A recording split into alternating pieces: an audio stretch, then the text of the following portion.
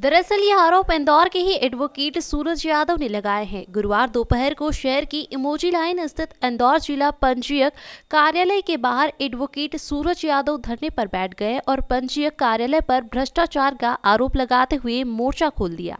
सूरज यादव ने बताया कि इंदौर जिला पंजीयक कार्यालय भ्रष्टाचार का अड्डा बन गया है। यहां पर मकान, दुकान, प्लॉट व खेती की जमीन की रजिस्ट्री की जाती है और प्रत्येक दस्तावेज की रिश्वत यहां पर तय है। वहीं साधारण से एक दस्तावेज पर 2000 रुपए अनिवार्य रूप से रिश्वतखोरी के रूप में लिए जाते हैं। वहीं विजिट रजिस्ट्री होने पर 5000 रुपए अत्यधिक शुल्क वसूला जाता है। सूरज यादव ने कहा कि प्रत्येक उप पंजीयक के द्वारा घूस नहीं लेने पर आवेदक की रजिस्ट्री रोक दी जाती है। तमाम तरह के नियम अड़ंगी कानूनी बाधाएं बताकर लगाए जाते हैं। एडवोकेट सूरज यादव के अनुसार उनके द्वारा श्री रामनगर छोटा बांगरदा की रजिस्ट्री उप पंजीयक इमोजी लाइन कार्यालय में प्रस्तुत की गई थी, किंतु उप पंजीयक विकास जैन द्वारा अनुचित राशि की मांग की जाने लगी। उक्त राशि अदा न करने पर अधिकारी द्वारा रजिस्ट्री न करने का इनकार आदेश पारित कर दिया गया और कहा गया कि उक्त जमीन सीलिंग के ऊपर रोक लगी है। उक्त जमीन सरकारी की है, जबकि महानिरीक्षक पंजीयन भोपाल के स्पष्ट आदेश है कि बिना न्यायालय के आदेश के बिना भी रजिस्ट्री दी नहीं जाती, तो आदेश उनके द्वारा बताया गया। अब गाड़ी लेना हुआ और भी आसान। BN मोटर्स हीरो 2 व्हीलर के ऑथराइज्ड डीलर लाए हैं गाड़ी खरीदने का सुनहरा मौका। कम कागजी कार्रवाई, न्यूनतम ब्याज दर, न्यूनतम डाउन पेमेंट के साथ आसान किश्तों में घर ले जाइए अपनी मनपसंद हीरो की कोई भी 2 व्हीलर। साथ में अनेक उपहार स्कीम का भी लाभ उठाइए। BN motors, Shikshak Nagar, aerodrome road, head office, branch office BN motors, Sanjay भैया विधायक जी के घर के पास, Banganga main road, Indore. Contact number 7290023390 8085659331। मैं आज बहुत अपने आप को पीड़ित महसूस कर रहा हूँ। मैं वकालत करता हूँ जिला इंदौर में, 10 साल हो गए मुझे, पर ये अधिकारी लोग बहुत भ्रष्ट हो गए हैं। बीजेपी का कार्यकर्ता भी हूँ मैं, और माननीय शिवराज सिंह चौहान का स्पष्ट निर्देश है कि प्रदेश में भ्रष्टाचार ना हो। उसके बावजूद यहाँ पर इतना भ्रष्टाचार है, आम आदमी इतना पीड़ित और वो होता है कि जिसका जवाब ही नहीं। उसके कोई काम नहीं होते बिना पैसे लिए। ये आपको क्या मैंने एक पक्षकार की रजिस्ट्री कराई थी, उसको सरकारी बता के इन्होंने रजिस्ट्री रोक दी, निरस्त कर दी। फिर मैंने अपील करी, अपील PP शुक्ला जी के यहाँ करी। विकास जैन साहब ने रजिस्ट्री निरस्त कर दी थी। फिर मैंने PP शुक्ला जी के यहाँ जो वरिष्ठ हैं अपने जिला पंजीयक, उनके पास मैंने अपील करी। मैंने उनको पटवारी रिपोर्ट उनने जो मांगी थी, उनने पटवारी ने सर्च करके दे दी उनको। उनने पाया कि वहाँ ये बताना मुश्किल है कि ये ज़मीन कौन से खसरे पे आ रही है और क्या हो रहा है।